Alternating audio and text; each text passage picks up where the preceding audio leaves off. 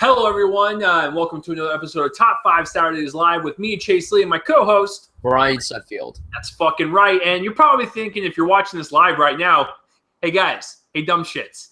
Hey, motherfuckers, it's Tuesday. Yes, I realize it's Tuesday, but I'm going to be gone from Thursday to Sunday doing something for We Live Film. So, I have to still keep doing this every single week, and me and Brian have done this before. So if you are watching live, you're lucky you get to watch it now. But once this is uploaded, I'm going to set it on private until Saturday, and then it can be released naturally as nature intended. So this week, or actually, if you're new to this show, what we do is we do a top 5 list of something coming out on the previous Friday, and we make a list based on an actor involving those movies, or a director, or a genre, or something. We make a top 5 list of that particular subject, and we give our list. And the cool thing about this show is that we don't know each other's lists, and it is live, so whatever the fuck comes out of our mouths, that's what's fucking coming out of our mouths. So, Brian, can you explain to the people who we're doing this week? And that sounded really sexual. Whose list are we doing, and why are we doing them? The list that we're doing this week is on legendary actor Robert De Niro in honor of The Intern, a film that looks very but I mean, he's De Niro. He's a legendary actor. He's one of the best of all time, even though he's had some missteps. He's probably the biggest person in a movie this week, or involved with one this week, because Eli Roth doesn't really have many films that we could talk about for The Green Inferno, and then Hotel Transylvania 2. We already did our list on Adam Sandler. What else is coming out? See, I completely forgot what else was coming out. So, yeah, Robert De Niro is who we're talking about this week. Yeah, I mean, that's pretty much it. So he's like the default choice. It was either going to be him or Anne Hathaway, and Anne Hathaway. Yeah. Very, very beautiful, but nah. If we favor Hathaway over De Niro, we're going to quit. We're going to quit the internet. Anyways, so as usual, guys, we're going to do our top 5 list starting from 5 to 1. And then we'll, for this week, we're going to do honorable mentions after that. And then we'll do some of the worst ones, which I'm going to be honest with you, I don't really have any. Well, maybe one. So, yeah, let's get it started. So, as usual, Brian goes first. Brian, first of all, what is your overall impression of Robert De Niro, and does it sicken you to the core of your stomach when someone your age doesn't know who the fuck this guy is? I think a lot of people know who he is. Like, if you say his name, they'll be like, who? But then if you saw a picture, they'll be like, oh, him, okay. But I think De Niro's a terrific actor. I think, if you ask me who are my favorite actors that are, over 70, I would say, Pacino, De Niro, Hoffman. Those are really the 3 that I would say. But I do think he's a great actor. I think he's really good with drama. I think he's great with comedy. It's just that the films he's picked over the last few years, most of them aren't really that great. Well, I mean, it seems like he's mailing it in a lot, which is, it's like, when you watch some of these movies, they're probably on both of our lists. It's like, De Niro, what are you doing? Go back to that. So, I mean, he's had a very voluptuous career and stuff, and so, if he wants to mail it in and, get paid and get laid, I guess, it's it's up to him, man. It really is. He's an actor. That's his job. Whatever. So what is your number 5 pick? What are you going to start out with on this list? Because it is De Niro we're talking about. Number 5 is a film where he's not phoning it in. This came out within the last 10 years. I'm sure you have an idea of what it is. What to you is the best reviewed film of his filmography that came out within the last 10 years? If you could think that. If you could think. It was nominated for a lot of Oscars. Was it really? Yes. He wasn't the lead in it, but he played a crucial character in it. Damn. Are we talking about literally 10 years ago for 2005? No. Within the last 10 years. Oh man. Was he nominated for an Oscar? He was nominated for an Oscar. What? Man, I must have been asleep that weekend during the Oscars. It was so long ago. You probably just don't remember. I know because I'm getting so old. I can't honestly can't remember. You're gonna have to tell me. Silver Linings Playbook. Oh shit. Well, here's the deal. I like that movie a lot, and I've told you that. I don't think anyone should have been nominated for an Oscar in terms of acting in that movie. I think the nominations were deserving. I just don't think they were Oscar winning type performances. Nomination, sure. Winning? Nah. Listen, I loved Jennifer Lawrence in that film. I did, but I don't think she should have won. No. To me, Jessica Chastain should have won the Oscar that year for Zero Dark 30 because that was her movie. This movie was Jennifer Lawrence and Bradley Cooper's movie shared. Zero Dark 30 was just Jessica Chastain. So it makes sense why she should have won. I think it's more along the lines of like, that was a performance for him that was like, oh, he's showing us that he cares every once in a while. That's the kind of performance. Like, this was the first time, like, when this came out 3 years ago, people were like, this is like the first great De Niro performance in like a very long time. And this was the first time he was nominated for an Oscar since, I don't remember. I think the last time he was nominated before this was Awakenings. I think that, and that came out 25 years ago. Yeah. So, like, that's crazy. But the thing I love the most about this movie mainly is the writing. I really like David O. Russell's writing. I mean, the performances are very strong. This was the first time I really saw Bradley Cooper do something different because at first, like, the only things I really saw him in were the Hangover films and Limitless. But then when I saw him in this, I thought this was a very different performance. Jennifer Lawrence, I think, did a very good job. I don't think this – I would say this is her best performance. But De Niro, to me, like, he played Bradley Cooper's father very well. And, I mean, he had OCD because, you know, with the remotes and stuff, and he was a hardcore Eagles fan. And, like, the scene when he's upstairs talking with Pat, Bradley Cooper's character, and how he should spend more time with him because Bradley Cooper's character battles bipolar. So, like, I love that scene. Like, I really love this movie. I thought it was a very good film. Like, it was one of my favorites of 2012. And, you know, I just love movies that have great dialogue. To me, like I told you this before, the dialogue to me is the most important thing about a film. And when a film has a great dialogue, it works very well. Yeah. And yeah, that's why it's my number 5. I just think De Niro gave his best performance of the last 10 years. And I'm glad that he showed that he still has some care when it comes to his films.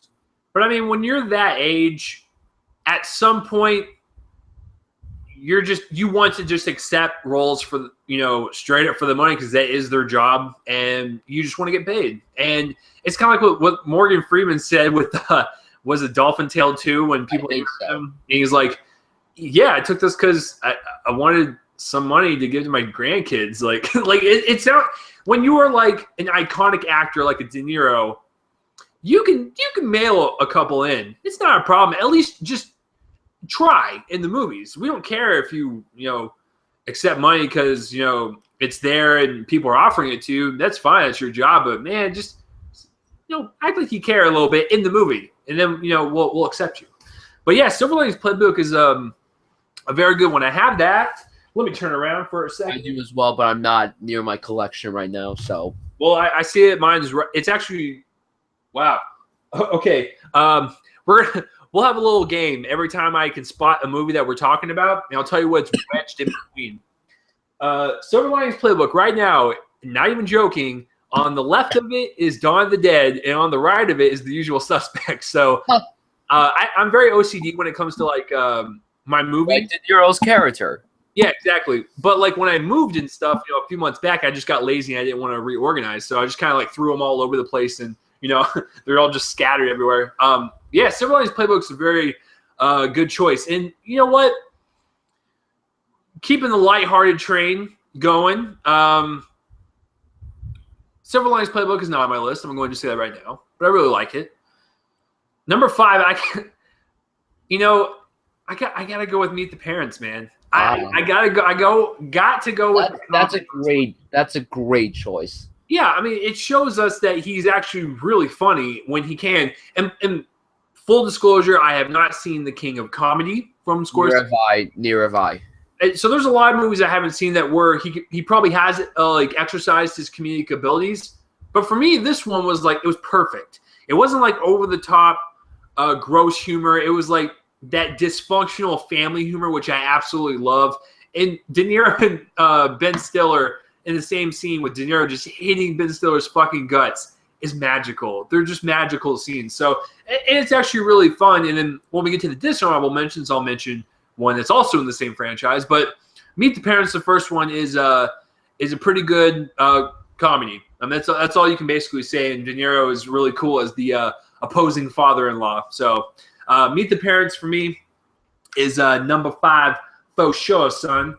Brian, what is your number 4? You talking to me? Are you talking to me? Taxi Driver's one, number 4. Why is that so fucking low? Because the 3 movies above it, I enjoy more. Okay. Travis Bickle is one of the most effed up characters in movie history. No one could have played this role like De Niro. Mm-hmm. I saw this film for the first time 2 years ago. It was actually one of the first Blu-rays I bought. I blind bought this movie. Like, my parents were telling me how fantastic this film was, and I'm like, it's only $10. Why not? And I fucking loved it. I love this fucking film. I love the score. I love the way it's shot. I love Scorsese's like little cameo in the film. And I love the other actors. I mean, of course, when he gets the iconic mohawk, it's like awesome. Like, it's just, it's crazy. It's so, and then so good. It's mainly watchable just for the incredible performance from De Niro. And of course, it's one of Scorsese's earliest films. It's probably the first, I mean, like, he did Mean Streets with De Niro, which is a very good film. That was in my honorable mentions. But this, I think, was more well-known than Mean Streets. And it's almost 4 years old. I think it celebrates its 40th anniversary next year. So, guys, really, if you're film lovers, you gotta watch Taxi Driver. If you don't end up liking it, then whatever. But if you are a hardcore film lover, you gotta watch Taxi Driver because it's one of those films that's meant to be watched by film lovers, no matter what. Yeah, and I will reserve my thoughts later. Yeah, so that should give you a hint on where it's at. Okay, so Taxi Driver number 4. So I have a good feeling from this point on, me and Brian are going to get heavily into Scorsese, which is totally okay with me. With that being said, my first Scorsese pick, because I'm going to just tell you right now, there's no spoilers. 4 through 1 is all Scorsese for me, but it's a matter of what and where are they at. So, number 4, I'm going to go with Casino.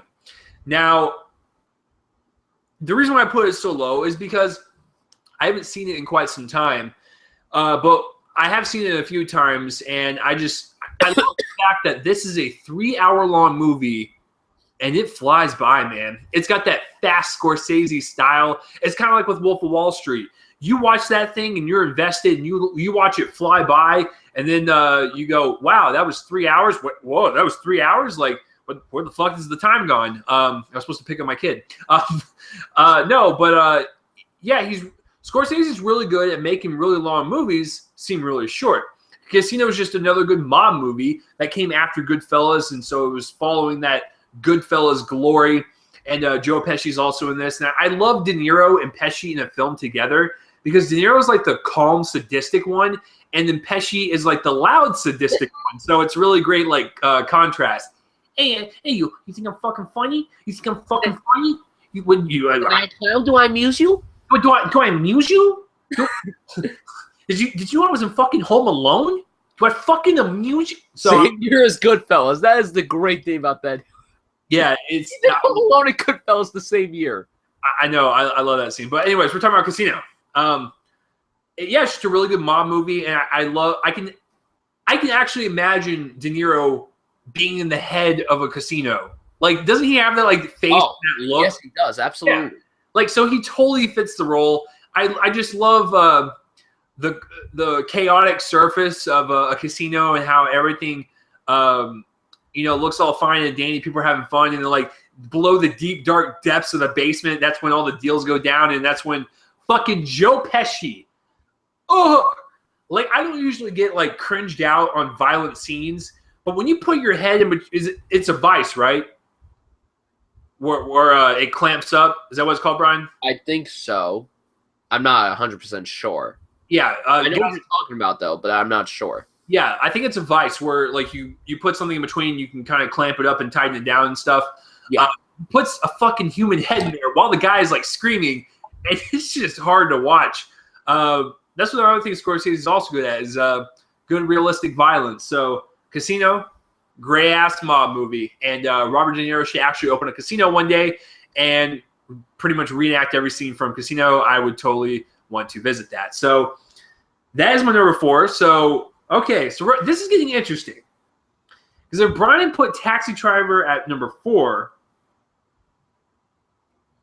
I can only assume that he put Goodfellas and Raging Bull in the top 3, but I can't really pinpoint the other one. I'll try to figure it out as he says number 3, and then I might be able to whittle it. So, Brian, what is your number 3? My number 3 goes to Raging Bull. Okay, so it is in the 3 spot, which means it's gonna make it even fucking harder for me. All right, so why do you like Raging Bull, sir?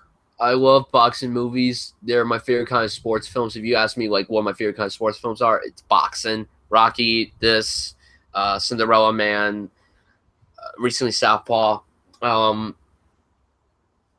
This is probably one of the most haunting performances that De Niro has ever given.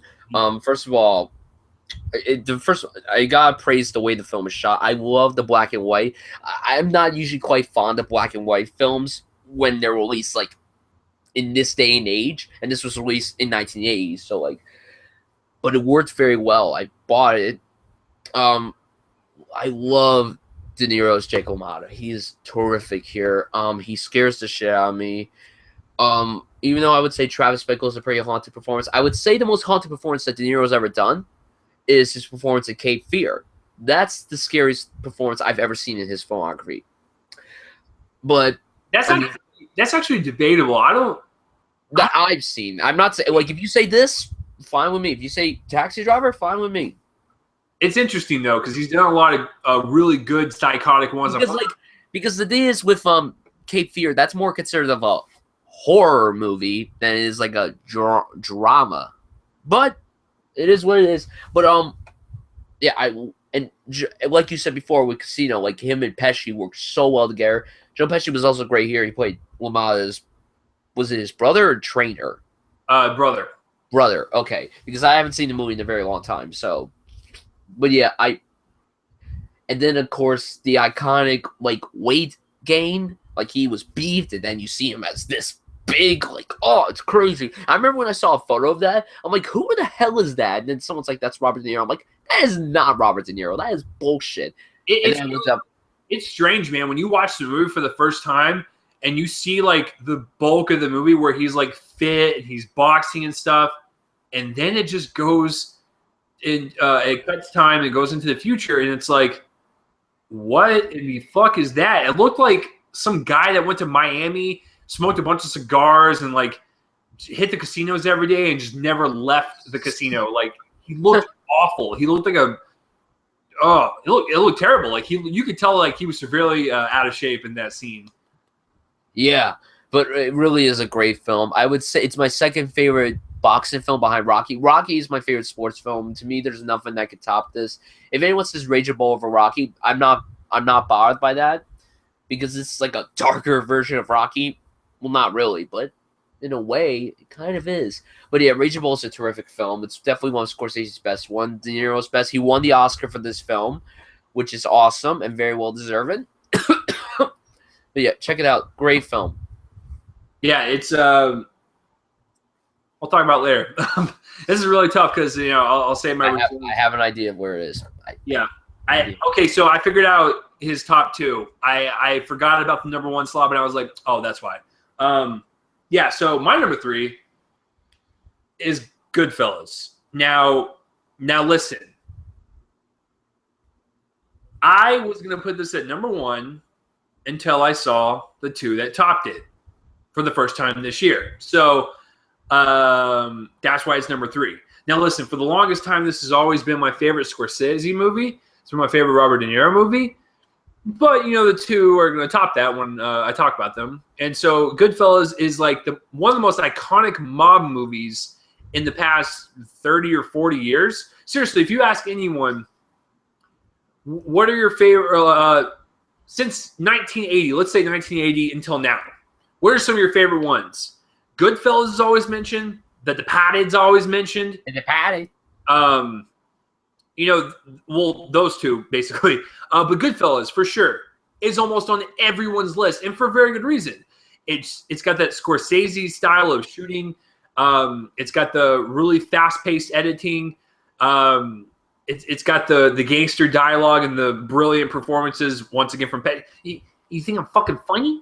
You think I'm fucking funny since I sound like a fucking mole? Like, it's just really good stuff. But De Niro's not really the main character. It's more Ray Liotta's character, which is not a bad deal. But De Niro does bring that gravitas to the whole support. Like, they all work together. It's not just one over the other. Pesci won the Oscar for Best Supporting Actor for this movie. And then we have De Niro, and then we have Liotta. It's just a really good combination, a really good mob movie. And, I can remember, I just fucked up the line. As far as back as I can remember, I always wanted to be a gangster. That's the opening line. It's not that, but I butchered it. But that is the opening line, and it's actually got one of the coolest openings ever.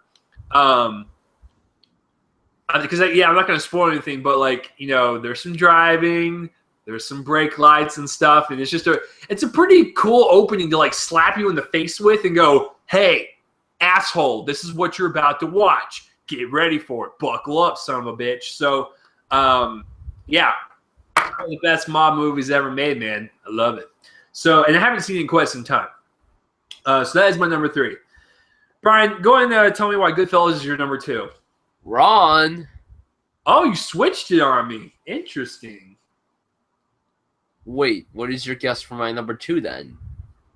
It's got to be Godfather Part 2. Absolutely, man. It has to be. Yeah.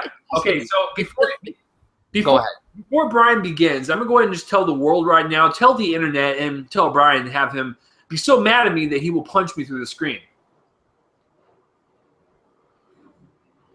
I've seen bits and pieces of The Godfather, and I've never seen Part 2.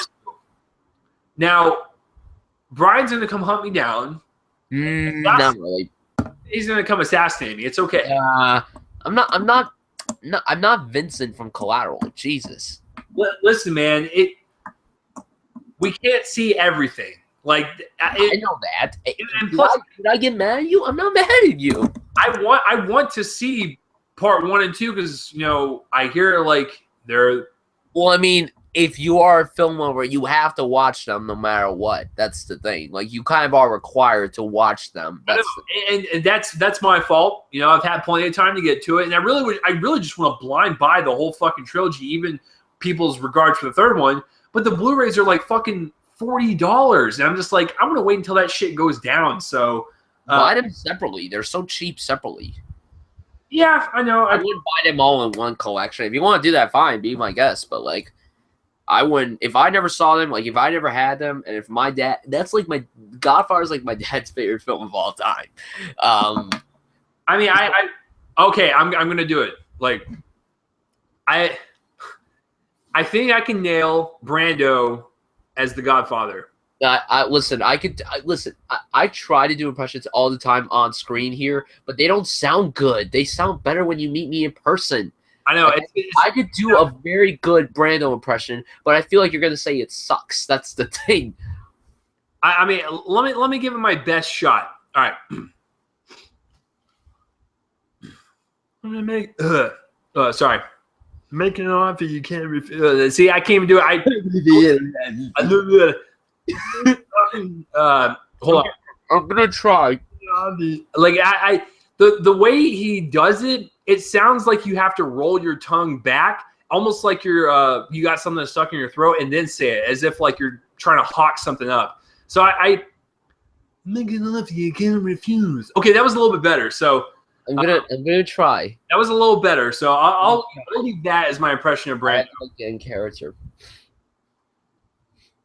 I'm gonna make him laugh and I can't refuse. Like that's how you can't understand half the shit that he even says. So that's why it's instead of refuse, it sounds like he's saying refuse.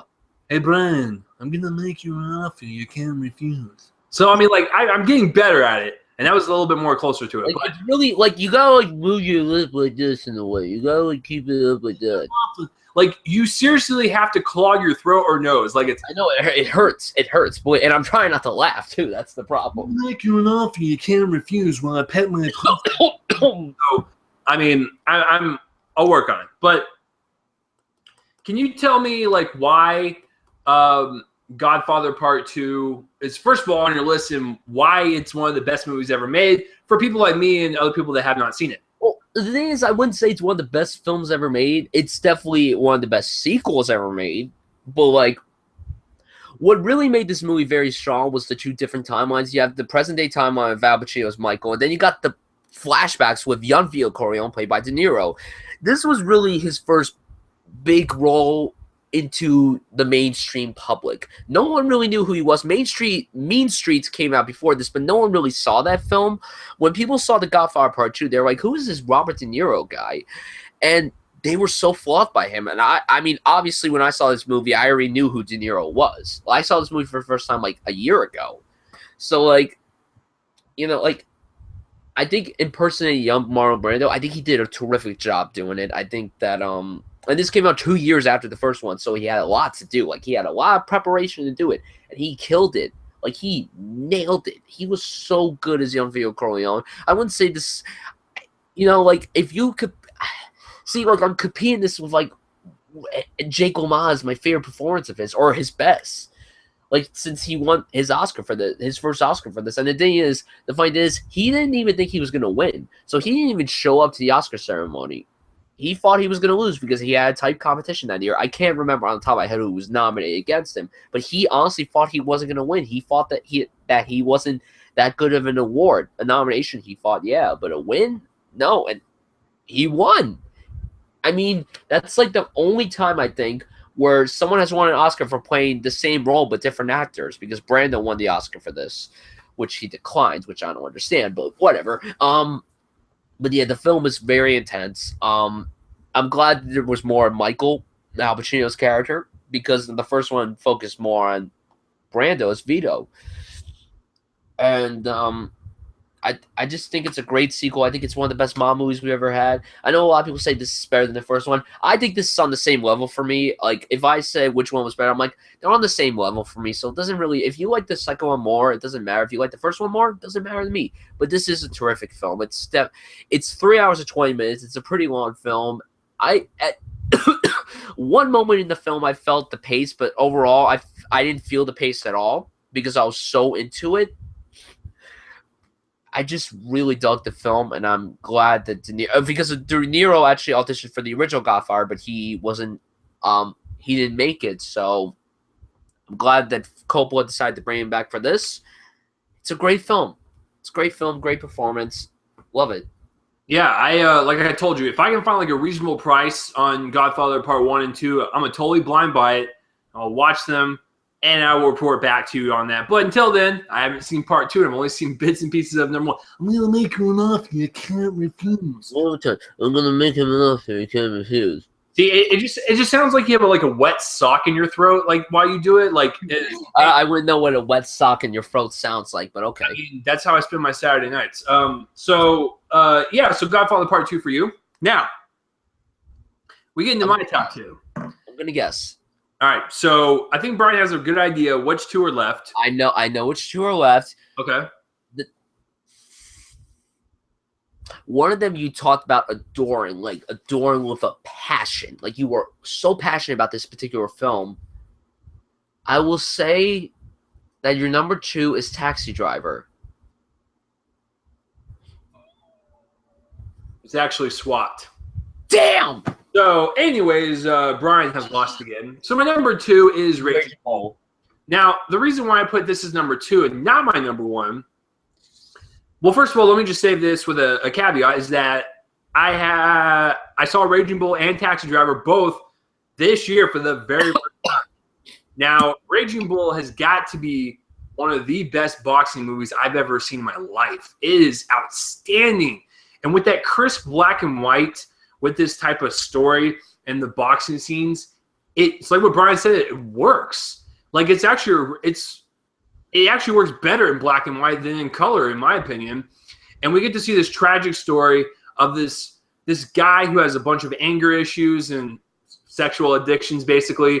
And we just see his trials and tribulations of going into the ring and getting his ass kicked and wanting to be the best he can be, but also damaging his life with his wife and his brother and stuff.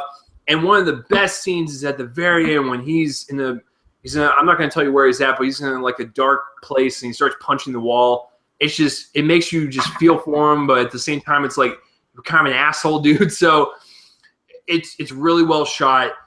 The boxing scenes alone are so visceral and intense, and you can feel your bones cracking when De Niro gets hit.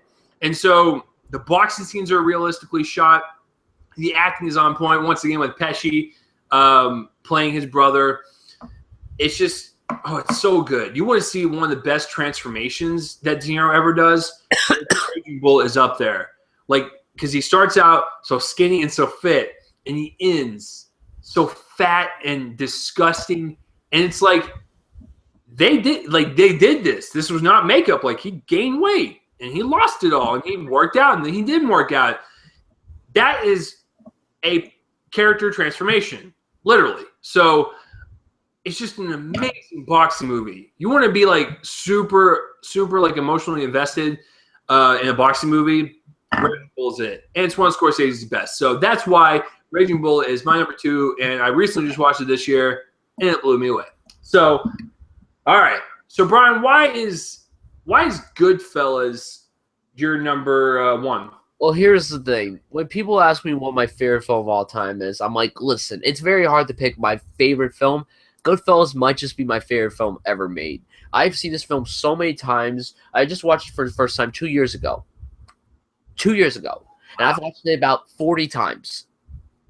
Because it is such a crime is my favorite genre for any film. I am a sucker for crime films. That's why I was so excited for Black Mass. Even before I heard that Johnny Depp was going to be in it, I was so excited for that film because I'm always a sucker for crime films. I'm always hoping that there's going to be that great crime film, and Goodfellas is that a prime example. Like you said, the pacing, the movie's like 2.5 hours long. It flies by so quick. It feels like an hour-long movie. The acting is so great. De Niro is fantastic as Jimmy Conway. The iconic scene of him is when he's just staring. He has that cigar in his mouth. He's like he does that squint. Oh, you know that something's about to happen. Ray Liotta killed it as Henry Hill. I am shocked that he wasn't nominated for an Oscar. The funny thing is, De Niro was nominated for an Oscar that particular year for Awakenings. So I guess maybe the Academy's like, oh, we're not going to nominate his co-star against his co-star. So okay, that's a little ridiculous, but whatever. Thelma and Louise did it, but whatever. Oh yeah, they're women. That's not a big deal. But and then of course Joe Pesci as Tommy. Funny how? Am I a clown? Do I amuse you? How the fuck am I funny? What the fuck is so funny about me? Get the fuck out of here, Tommy! I was him. Whoa! We'll go at the funny house scene. Go home and get your fucking shine box. There's so many great quotes in this movie.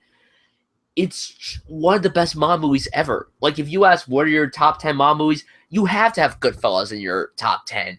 Even if it's not your number 1, you gotta have it in your top 10 because it's that movie that it was the best mob movie of the 90s. It was. And, I mean, even though I would say The Godfather might be a better film in terms of quality, Goodfellas is more rewatchable than The Godfather. It is. And I just think that it's not my favorite De Niro performance. To me, my favorite De Niro performance is his performance as Jake LaMotta. To me, that's my favorite performance of his. And also, it's his best in my opinion.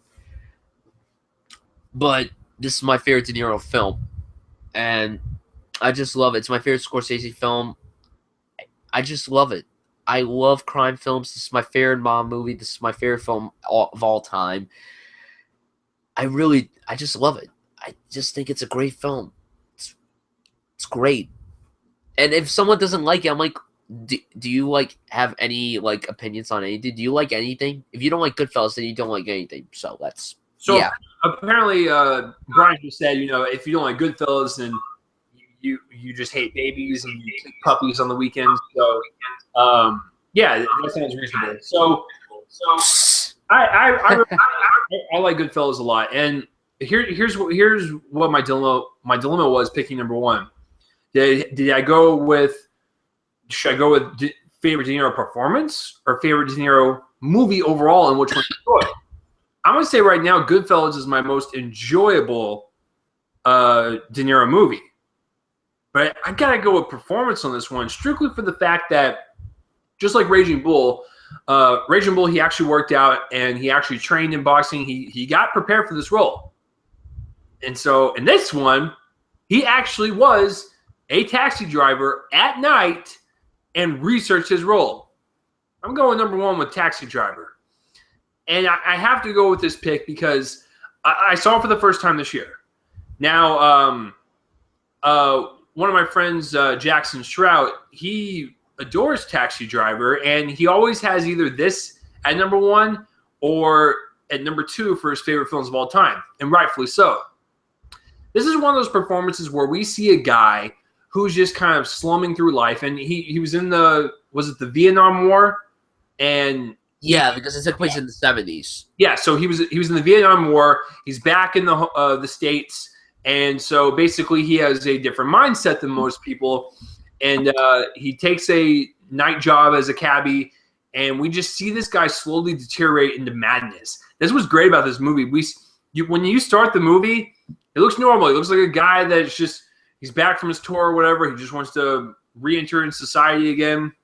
And he does that rightfully so, but he gets a little mad and he goes a little crazy. He goes down this fucking rabbit hole to where at the very end of the movie, you actually don't know if it's real or not. You don't know what's in his head as a character or what he's actually doing, because his perception of society now is society is psychotic and not him. So that's the way he sees it, which has really great social commentary, pretty much of what's happening today on, sometimes I look outside and I'm just like, damn, is the world mad or am I mad? And most of the time it's just me. But this is a character that just, he sees society as a shithole and he wants to make a difference.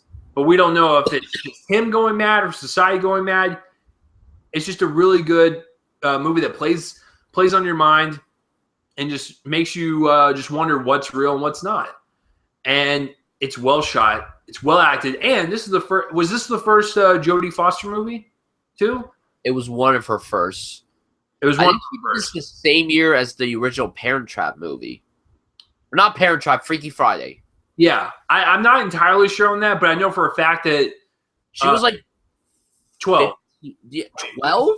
No, she was 12 in the movie, her character, but yeah, I think she was like 15 in real life. Wow, that's crazy. Yeah, so wasn't she was nominated for an Oscar. Was nominated for an Oscar for this. Yeah, supporting actress. Or was it lead actress? Supporting. Yeah, see, I'm getting all my facts mixed up. But anyways, Jodie Foster's in it, but she's not in it that much. Now keep that in mind. She's really not. She's like in the last like 20, 30 minutes, if that. It's more about De Niro's movie and just him meeting this character. And when he meets Jodie Foster's character, I'm not going to tell you what she does or how he meets her and stuff. It was kind of like this really unique bond, and he found his purpose in life and stuff. And you really felt that connection and stuff, and everything felt genuine. Like I said, not only is Taxi Driver one badass film that every film nut should watch, every filmmaker should watch, it's one of those movies that you watch for acting. This is one of the best character transformations that Robert De Niro has ever done, and that's including Raging Bull. Those two are like neck and neck in terms of character transformation. So I gotta go with Taxi Driver as my number one. So basically 4 out of the 5 are Scorsese movies. Woo! So with that being said, that is both of our lists. So what are some honorable mentions that just didn't quite make it in there, but you really had to give a shout out to? All right, most of these films I would give a shout out to: Mean Streets, The Deer Hunter, The Untouchables, Awakenings, Backdraft, Cape Fear, Casino, Heat, Copland's so good. I love that film. Jackie Brown, probably my least favorite Tarantino film, but it's still a good film. Analyze This, Meet the Parents, and that's it. Besides Casino and Meet the Parents, I haven't seen any of those. You haven't seen me on Untouchables? No, but I know the famous stair scene. So, oh man, yeah. I mean, there's a lot I have to catch on. This was weird about De Niro is that everything. I'm shocked you haven't seen Heat. I'm shocked about that. Yeah, no, trust me. Out of all of the De Niro movies I've seen, I've been blown away. But when I sat back and thought about it, I really haven't seen much from him. So I need to get up on it. I'm sorry. Yeah, I don't have any honorable mentions except for like maybe Silver Linings Playbook, if that. So there you go. As far as worst goes, I'm just going to go first. I like Meet the Parents a lot. Yeah. But I absolutely despise. Well, listen, I can stand Meet the Fockers. That one's good. But Little Fockers is horrendous. And there's a lot of people that will defend that movie. Why? It's awful. The Pope? What? I'm not going to say his name, but there was one person I met in film school. I thought it was someone that we both knew. He said that, like, Little Fockers was just as good as the other two. I was like, no. I don't know what planet you're fucking... Whoa. I understand if he said it was an okay film or if he said it was the worst. But saying it's better than the two, obviously this person, is this a guy or a girl? It's a guy. Okay, obviously this guy has no brains. Yeah, no. Or does he have balls? Oops. I thought, as soon as he said that, I was like, you're wrong. Listen, film is subjective, man, but for me personally, Little Fockers is horrendous. I didn't laugh. I took a date to go see that. Oh. I hated it. And it was like, it was one of those things where, like, she kind of looked at me and I was like, I'm sorry.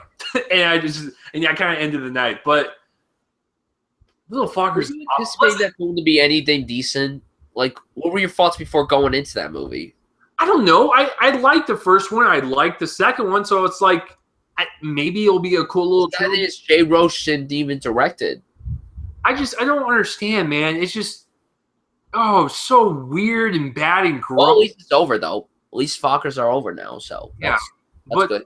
Listen, like, De Niro has mailed it in on a few movies, but I haven't seen those movies. Little Fockers is the only one I've seen where it looked like he mailed it in. So there you go. That's my worst, I guess. So, Brian, what are some De Niro movies that you just cannot stand? Little Fockers is definitely a dishonorable mention. Rocky and Bullwinkle is Oh my god, I completely forgot about that one. You want?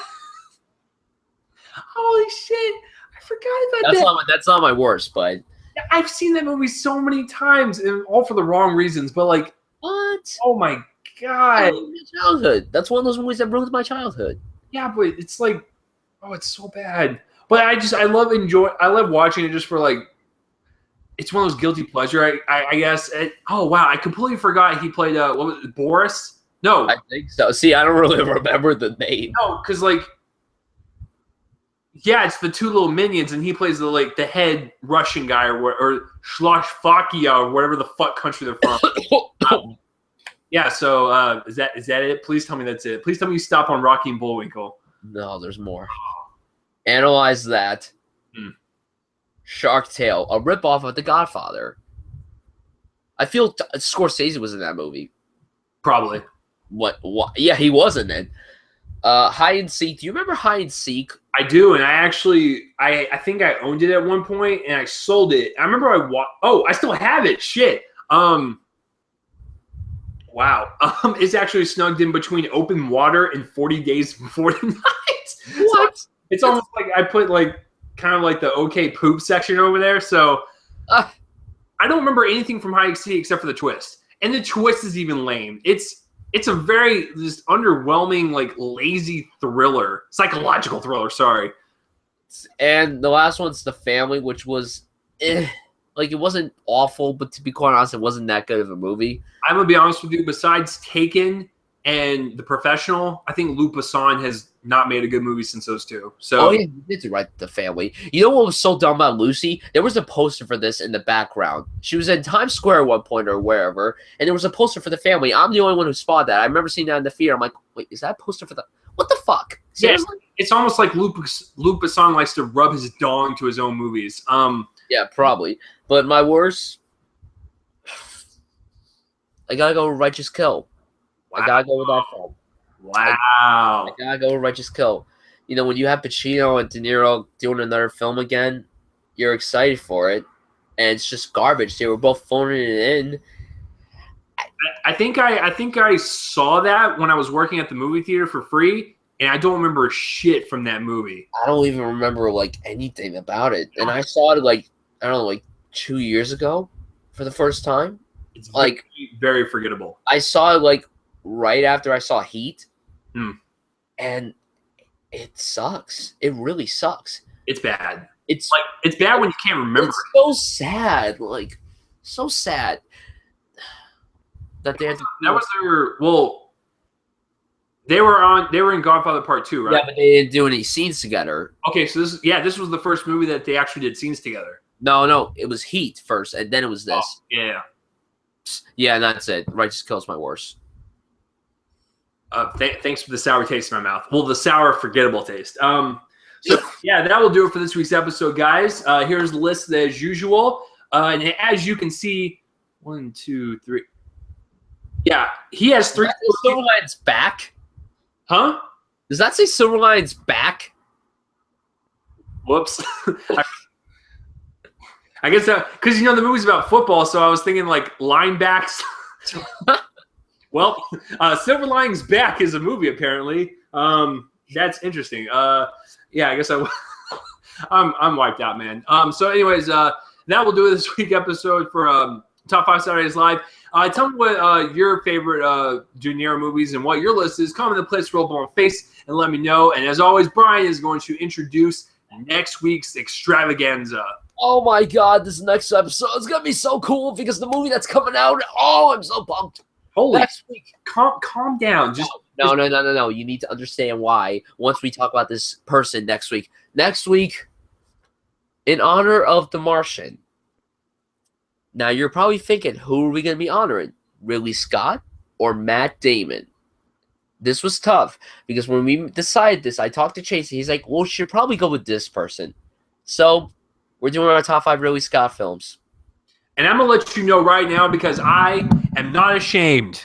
I, Chase Lee, love Prometheus to death, and that will be on my fucking list. So oh my God, don't you understand that film does not have a low rating? That film has a fresh rating on Rotten Tomatoes. There's a lot of people that fucking hate that movie, and I just want to let people know right now. Well, it's probably like Kingdom of the Crystal Skull, where people saw it at first, they're like, oh, it's good, but then they saw it again, they're like, oh, I like it. I don't love it like you do, but I like it. Hey, so I'm just letting you know that's a sneak peek. That will be on there somewhere. So, yeah, we're going to do this Saturday. I'm hoping to see Martian next Friday. I'm really hoping. I'm hearing great things about it. I'm really hoping because I'm actually going, since I'm going to Fantastic Fest, I'm hoping that I get to see The Martian because it's playing there. So I'm excited to see The Martian. I've literally heard no bad reviews on this. Like everyone. No. They're like people. There are like maybe 2 reviews I read where people said it was just a good film, but no one's given this film any negativity at all. I think it's rocking like a 97% around. It's like really high. I was just watching Collider Video Talks review of it. They both praised it. Everyone's praising this film. I'm so happy. Yeah, it's gonna be the tits. It could make my top 5. It could. Listen, anything after The Counselor is good news for me because. The Counselor just sucks. A big pile of moose. So, yeah, Brian's dead. No, The Counselor's awful. That will definitely be on my worst list. Anyways, yeah, I know. Brian and his funeral is this weekend. So that will do it this week, guys, for another episode of Top 5 Saturdays Live. Like I said, if you want to follow me on Twitter, it's @RealChaseLee. Brian is Brian Suds 98, right?